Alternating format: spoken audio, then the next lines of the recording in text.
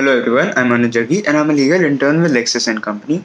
And the topic for today's video presentation is the Weekly Holidays Act of 1942.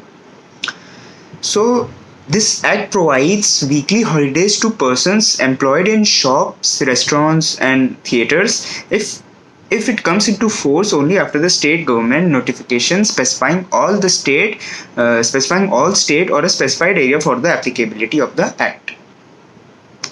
So the act is repetitive with the Shop and Establishments Act of which is applicable to all the states and which mandatorily describes a closed day for all shops and establishments. It also only applies to specific areas notifiable by state governments. So, for example, in 2008, the coverage of the act was particular to 7 areas in Karnataka, Murnad, Bhagandala, Amathi, etc.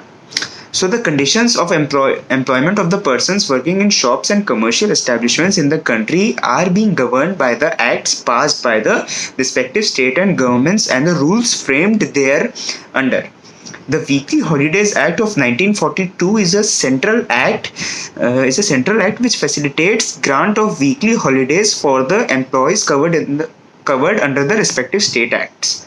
The Weekly Holidays Act of 1942 provides for the grant of weekly holidays to persons employed in shops and commercial establishments, etc. is operative only in the states which notify its application to specified areas within their jurisdiction.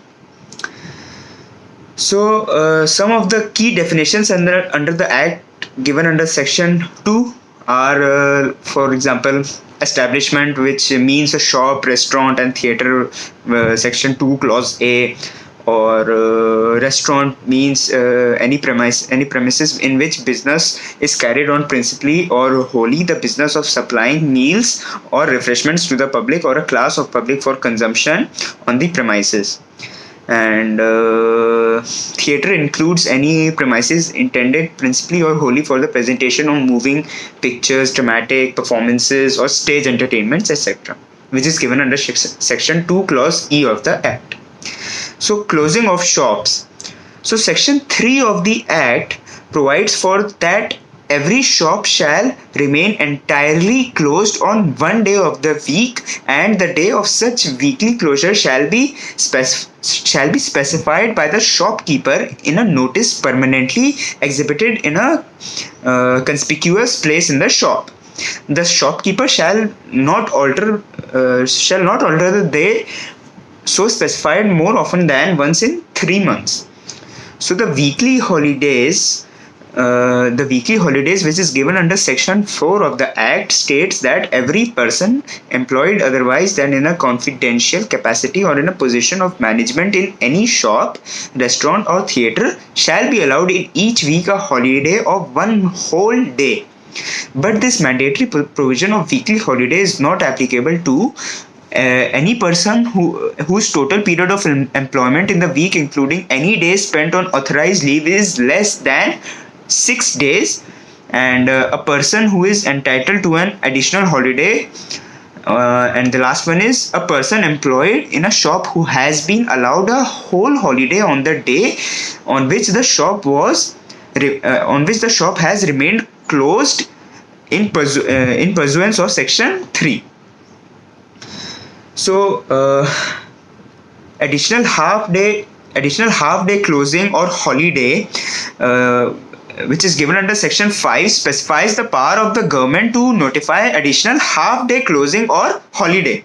The state government may, by notification in the official gazette, require in respect of shops or any kind of specified cases of shops that they shall be closed at such hour in the afternoon of one week on one weekday in every week, in addition to the days provided for by Section 3 of the Act, as may be specified by the state government.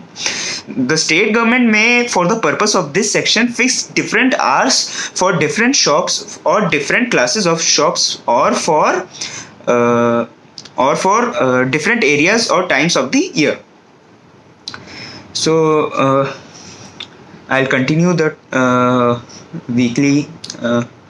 I'll be talking about the Weekly Holidays Act of 1942 more in the next video. So thank you everyone.